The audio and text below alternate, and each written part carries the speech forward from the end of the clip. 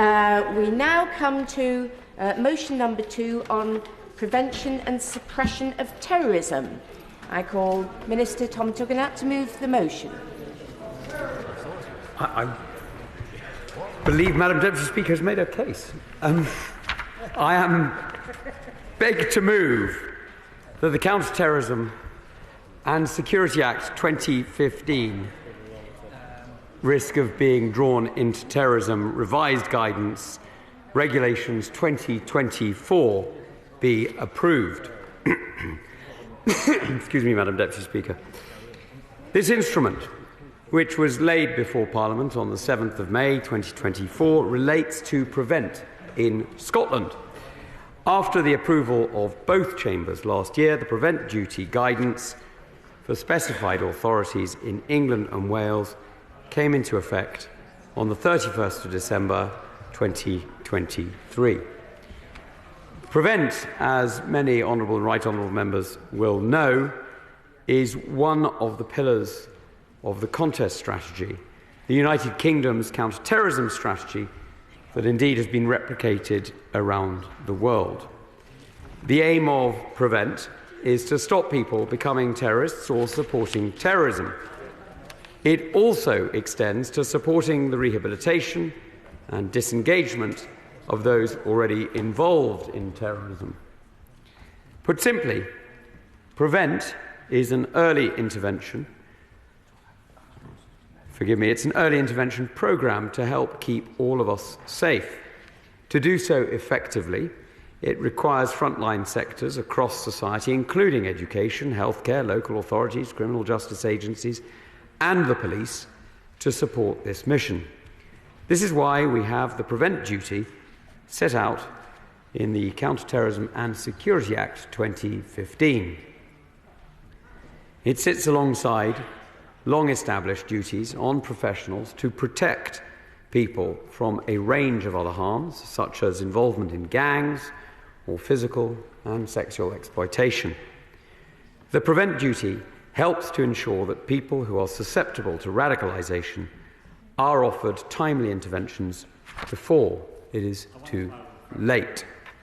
I'd be delighted to give way. I'm extremely grateful to my honourable friend. He will know that I was the Security Minister that introduced the Prevent duty that he's just set out. The first time there was a legislative requirement on the organisations he described to participate in that programme. But you also know that there has been a review of Prevent by Mr Shawcross, and that has made some useful suggestions about how Prevent can be refined. I've no doubt he may be speaking about that during what he has to say, but I'd like him particularly to focus on how that affects the Prevent duty. Minister. So perhaps the best way to start this is by paying tribute to my right honourable friend, who was not only instrumental in making sure we got the contest strategy through, but in fact in holding the department to account to make sure that not only did it deliver when it began, but that it continued to deliver. It is a hugely important part of our protection, and indeed I will be coming on to Sir William's work. It's worth saying Sir William is a fantastic public servant who has done some brilliant work for our country in many ways, and his recent review was one of those many, many areas in which he's contributed. So it's a great pleasure for me to be able to put on record my tribute to him, and thanks to him for all of his work. Now, the Prevent duty, as he knows, helps to ensure that people who are susceptible to radicalisation are offered timely interventions before it is too late. Now, none of this is easy, because as there is no single track to a person being radicalised, there are many factors which can, either alone or combined, lead to someone to subscribe to an extremist ideology, which, in some cases, can lead to terrorism. These factors often include exposure to radicalising influences, real and perceived grievances, and an individual's own susceptibility. The Prevent duty guidance exists to help those working in frontline sectors to navigate these challenging situations. And the Counter-Terrorism and Security Act requires specified authorities to have regard to this guidance. It is challenging, but we must always strive for excellence. The Government is committed to ensuring that Prevent is effective. The independent review of Prevent, the IRP, which was published on the 8th of February in 2023, is what set out Sir William Shawcross's 34 recommendations, all of which were accepted by the Government in response. Now, last year, we implemented the Prevent Duty guidance for England and Wales, responding to several of Sir William's recommendations. The updated guidance for Scotland, which is the subject of this statutory instrument, was issued on the 7th of May 2024 and will ensure that Scotland too can benefit from updated guidance and best practice. The Home Office worked quickly with the Scottish Government to ensure that the updated Prevent Duty guidance for Scotland is closely tailored to the Scottish context. And it's worth saying that all parts of the United Kingdom face slightly different challenges on Prevent, because of course different communities, different political views, different ideologies affect all parts of the United Kingdom, and that is as true of Scotland as it is of anywhere else. The guidance has updated Prevent's objectives to make it clear that Prevent should tackle the ideological causes of terrorism. It sets out requirements, more clearly articulating the need for high-quality training so risk can be identified and managed. It provides an updated threat picture and gives details of the strategic security threat check, which helps Prevent recognise and respond to the greatest threats. This will ensure that Prevent is well equipped to counter the threats that we face and the ideologies underpinning them. As well as responding to the independent review of Prevent's recommendations, the guidance reflects current best practice. It supports and exemplifies the excellent work that we know takes place across the country to keep us safe and help prevent people from becoming terrorists or from supporting terrorism. The guidance will assist specified authorities in Scotland to understand how best to comply with the duty. It includes details of the capabilities they should have to be able to identify and manage risk. It also advises on how they can help create an environment where the ideologies which are used to radicalise people into terrorism are challenged and not permitted to flourish. People with responsibilities relevant to the delivery of Prevent were consulted on the guidance. A range of key Scottish governmental partners were engaged throughout the development of the updated guidance. Their feedback has been positive. The Government has been working closely with these partners to roll out the guidance and support its implementation. Subject to the approval of this House, the statutory instrument will bring the new guidance into effect on the 19th of August 2024, replacing the 2015 guidance. It will strengthen the Prevent system and help to keep us all safe, which is why I commend this to the House and beg to move. Question is as on the order paper. Shadow Minister Dan Jarvis. Madam Deputy Speaker, can I thank the Minister for his remarks? It's always good to see him in his place. And at the outset, I want to put on record that on these benches, we believe that national security, the defence of our homeland, is an issue that as much as possible should rise above the political fray and unite us in common cause. And Madam Deputy Speaker, given this statutory instrument relates to Scotland, I think it's also right that we take the opportunity to pay tribute to the extraordinary Scottish men and women who serve in government, in our intelligence services, in our police and in our armed forces, who work tirelessly from Land's End to John O'Groats to keep Scotland and all of the United Kingdom safe. Now, Madam Deputy Speaker, these men and women protecting our country must, of course, work within legislative frameworks. And today, we're debating the Counter-Terrorism and Security Act 2015, Risk of Being Drawn into Terrorism Revised Guidance Regulations 2024 in the Chamber. Some 7 months, as the Minister said, after we debated a fairly similar statutory instrument to update Prevent Duty guidance on England and Wales. But before I turn to the details of the statutory instrument in front of the House on the updated Scottish Prevent Duty guidance, I want to, and with your indulgence, Madam Deputy Speaker, just very briefly put on record my great affection for Scotland. Home to beautiful Highland countryside from Glenafric to Glen Urquhart, breathtaking coastline from the Mull of Galloway right the way round to St Abbs Head, bustling cities on the Clyde, the Forth, the Dee and the Tay. Scotland is a truly special place. Added to the fact that Scottish people are some of the most warm-hearted and generous people anyone could meet, and I am so proud that Scotland stands shoulder to shoulder with the rest of our United Kingdom to counter the threats of an increasingly more volatile and polarised world. Happy to give way. About interrupting this eulogy to all things Scots, but I just wondered if the honourable gentleman had noted that a Scot has just taken the chair. I'm very grateful to the right honourable gentleman. I had made that observation, and it was that, in part, that gave me the confidence to continue going, perhaps longer than otherwise might have been the case. I sense, given the beady eye that is being placed upon me by Madam Deputy Speaker, I should probably... Madam Deputy Speaker says it's fine to keep saying nice things about Scotland, so I'm just slightly conscious that the Minister might have somewhere to go to in the not-too-distant future. And I don't want to detain him for too much longer, given that there is apparently quite an important meeting taking place at 14:15. So I suppose, despite the fact that 16:15, just you missed it, at 16:15. But I think probably, much as though I would like the opportunity to spend even longer talking about what a fantastic place Scotland is, I should probably begin to turn to the substance of these matters by saying that on these benches we support the update to the Scottish Prevent Duty guidance, though there are some questions about how it sits within broader efforts to counter extremism and terrorism, which I will come to in just a moment.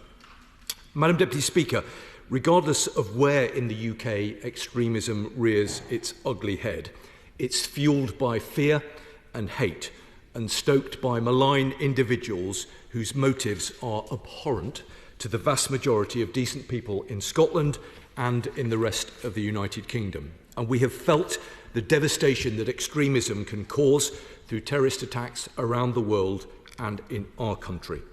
With every act of terror, there was a path starting with radicalisation and ending with lives lost and lives changed forever.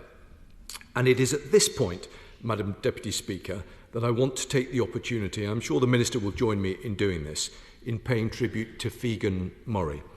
Figen Murray is the mother of Manchester Arena bombing victim Martin Hett, and she is a campaigner for Martin's Law, who just today has completed her walk down from Manchester to London in order to be able to meet with the Prime Minister and with the Leader of the Opposition.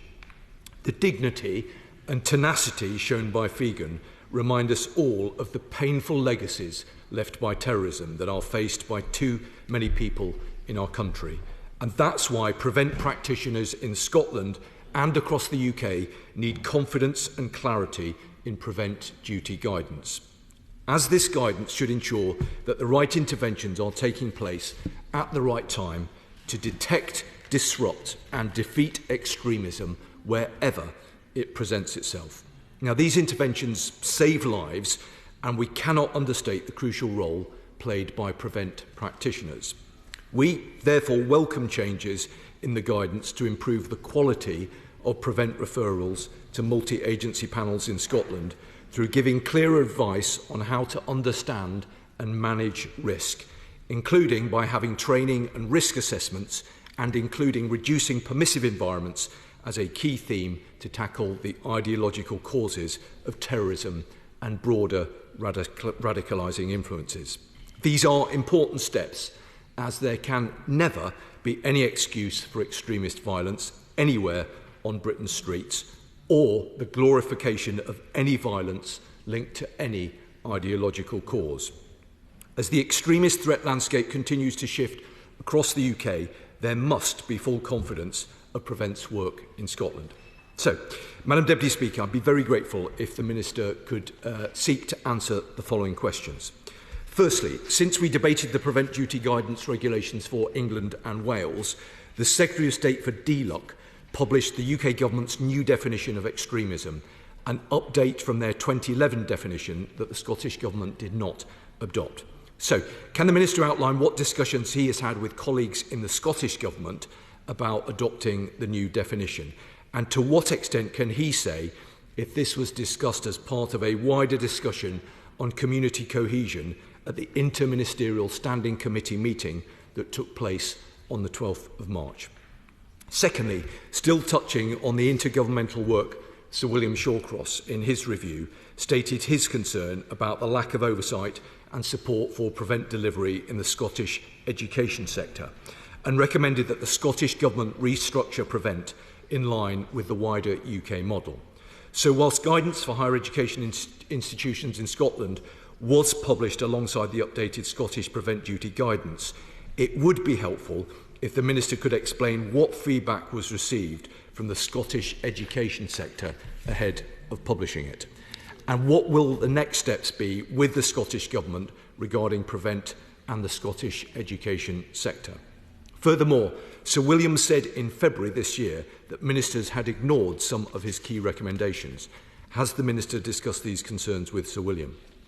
Thirdly and lastly, in his review, Sir William also challenged the perceived extremist threat landscape in Scotland as identified by Scottish officials, and recommended that more frequent assessments be made to enhance understanding among practitioners and officials alike. However, it wasn't clear in the UK Government's response to this recommendation that they were going to work with the Scottish Government and Police Scotland on increasing the frequency. So can the Minister outline what is being done to improve this vital intelligence gathering work in Scotland? Madam Deputy Speaker, to conclude, the opposition will, of course, work constructively with the Government as much as possible on these important matters, and I know that the Minister will take my points and questions in that spirit.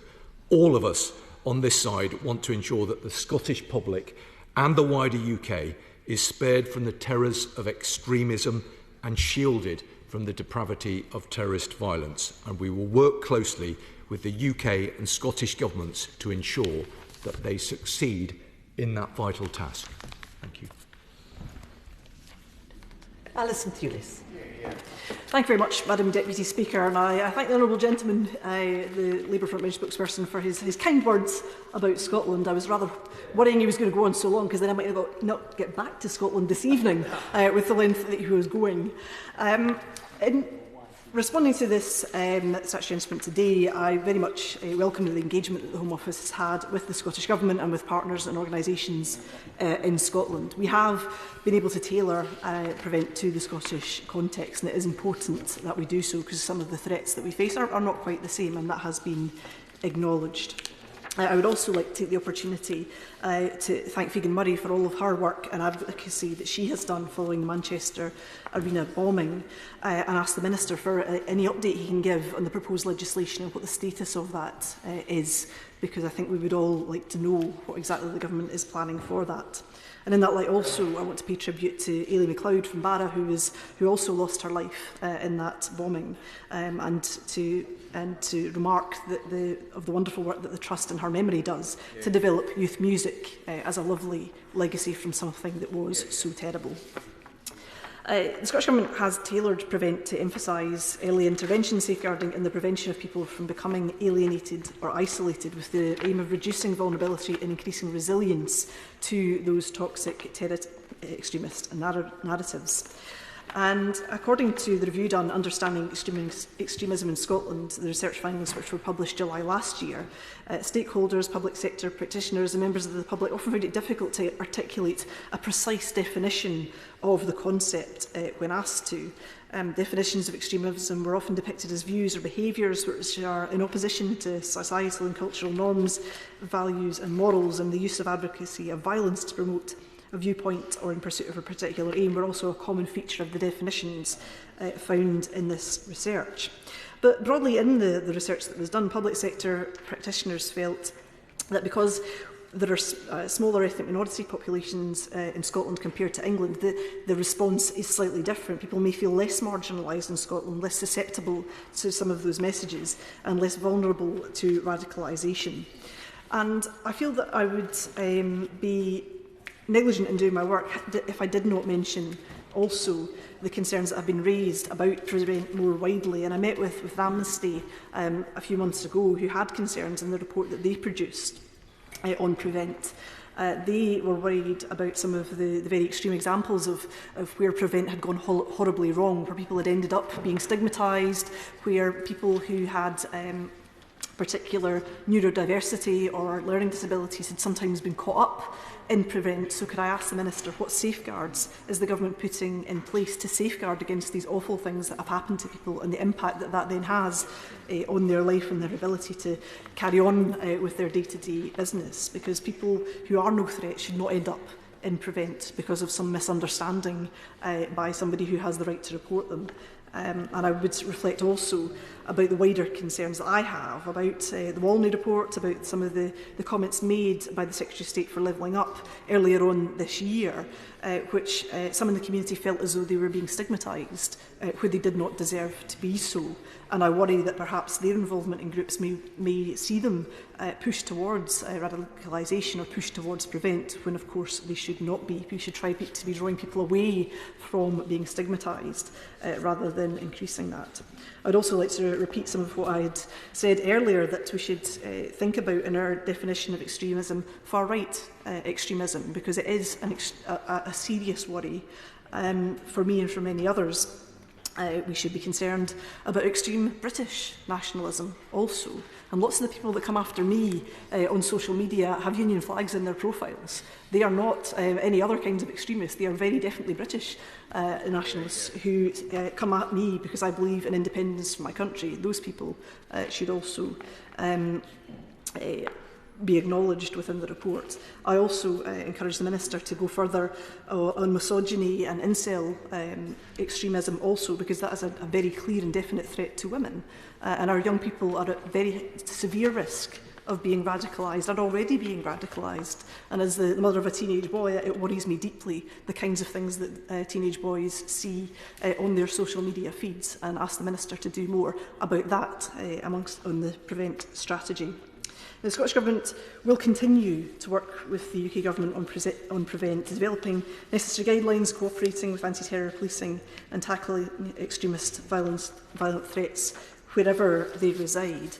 Now, the numbers of people referred to Prevent in Scotland have been small. I don't really want to see them to be absolutely increasing, because that would be wider concerns about where we are going as a society if those reports were to greatly increase. But I would very much urge caution, urge the need for community cohesion, because that is the very best defence against people being drawn into extremism, if the community stands around about them, that they don't feel isolated and excluded, that they feel part of something, rather than feeling as though they're being marginalised and driven apart. Thank you. Hear, hear. Minister Tom Tugendhat. Thank you, Madam Deputy Speaker. And if you'll permit, I'll start with some of the points the Honourable Lady for Glasgow Central made. And I just want to make something absolutely clear. Incel violence is a form of extremism that draws on an ideology based on the hatred of women.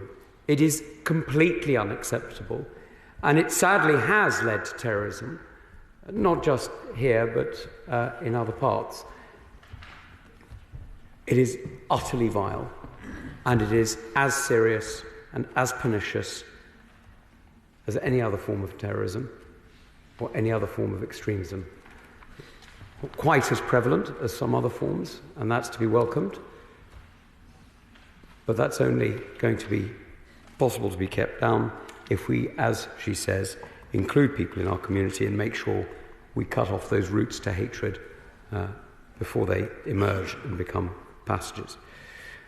Now, my honourable friend, the member for Barnsley Central, has approached this as usual in his calm and professional manner, and it has been a pleasure to work with him on this, as it has been in many other areas. It's been an absolute joy, though, to work with Figan Murray on another area. She has been a remarkable advocate for individuals across our country, but for those who have been victims of terror. Now, 7 years ago, almost to the day, she lost her son, Martin.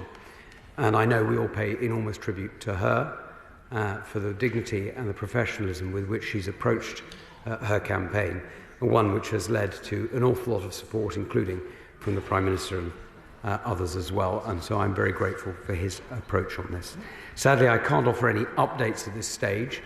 We are going through, as he knows, the consultation process that is necessary. We'll be bringing forward further updates as soon as I can, though that'll be in due course, I'm afraid.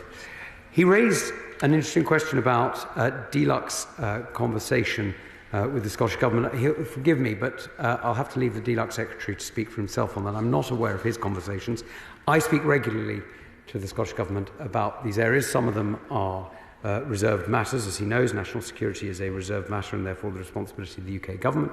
That said, there is an awful lot of cooperation with not just the Scottish Government, but also with other administrations inside Scotland, including different councils and different counties. And while we're on it, that paean to Scotland, it wouldn't have anything to do with his desire to get in campaign mode. And because I have to say, I appreciate what he said, but as somebody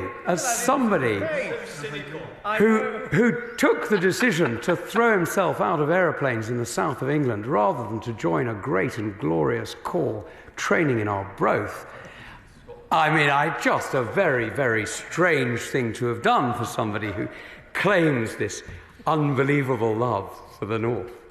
But it's a huge privilege to tease him. We have been friends for far too long for me to miss the opportunity.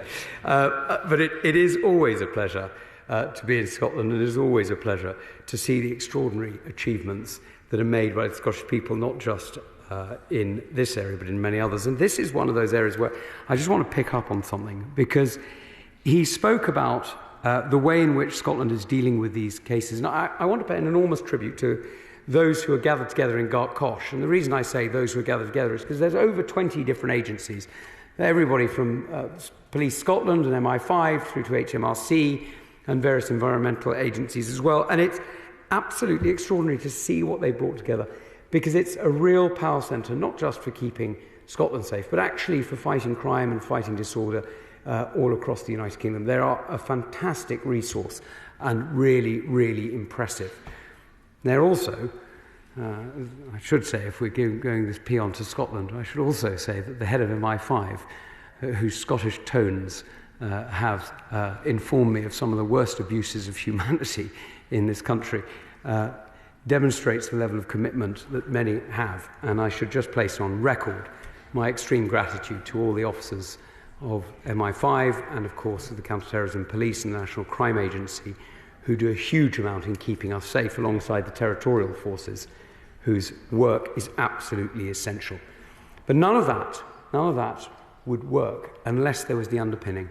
And the underpinning is making sure that society does not breed more extremists. And the way we avoid that is by making sure that people are part of our community. And the PREVENT programme is absolutely essential to making sure that when somebody strays, they're assisted to come back into the fold. This is the work, as he may say, of the Good Shepherd. And that is what is so important today, because making sure that we keep people within our society, within the fold, able to contribute, able to feel part of a wider whole, is absolutely essential. I'll give way. I'm grateful, and I apologise to the Deputy Speaker. I missed the very beginning of the opening remarks of the Minister, but I did want to put on record, as somebody who takes a huge personal interest in our counter-terrorism capabilities, the fact that we are working cross-party here, and that is very much welcome indeed. Would the Security Minister agree that whilst state-on-state aggression is back to the scale that we are now having to advance our defence posture, the threat of non-state actors, the threat of extremism is very much there, and we're seeing particularly the rise of ISIS-K potentially going to overtake the scale of threat that Al-Qaeda posed. It's now out of control, taking advantage of recruitment, indoctrination, and then tasking in Afghanistan and indeed elsewhere as well. Would he agree that ISIS-K is something that we should all be concerned about? He's absolutely right that ISIS-K and ISIS-Khorasan naming that area of Afghanistan after the older Arabic name for that region is a pernicious threat, and indeed has been spreading in Afghanistan, and sadly we have seen it act, including most recently in Moscow. It is a deeply pernicious force, and it's one that we're acutely aware of, and the agencies that I cited earlier are extremely cautious to keep a very close eye on. The tragedy is that these organisations have the ability to form and organise under that hateful organisation, the Taliban, that has taken over the territory of Afghanistan and is not only bringing violence and pain and suffering to millions of Afghans, but is also making sure that women and girls do not enjoy the liberties that they should, are denied education, are prevented from work, and are prevented from seeing the progress and opportunity that we would all hope for others around the world. Now, it's worth saying, just before I close, that the Scottish Government now has a Prevent Advisor, Scotland now has a Prevent Advisor, forgive me, bringing it into line with England and Wales, and their work is extremely important to making sure that we are all working together. Because, as I say, although it is certainly true that extremism has a local characteristic, it's not the same extremism that you'd see in London or Birmingham or Bristol or Glasgow or Edinburgh or Cardiff or Belfast or any other places where we might be campaigning in the second half of the year, to my right honourable friend for Barnsley Central's point. It is certainly true that those different points, that it is certainly true that the effort that we're making in all parts of the United Kingdom are essential, because keeping the United Kingdom safe, together and whole is absolutely this government's priority, and one that we will never stop working on. As a passionate unionist, I'm sure the Honourable Lady for Glasgow Central would understand that we may disagree on that, even though we work together on this. Now, I'm very grateful to the contributions made today, and I'm very grateful for the support from all parts of the House on this statutory instrument. And I just reassert that the core objective here is to strengthen the PREVENT system, which is a vital component of our counter-terrorism apparatus. And I am very grateful to be able to say, beg to move. Thank you. The question is, as on the order papers, may that opinion say aye? Aye. Of the contrary, no. I think the ayes have it. The ayes have it. Thank you. We will proceed to motion number 3 on licences and I'm just going slowly in order that there can be a change of personnel where necessary.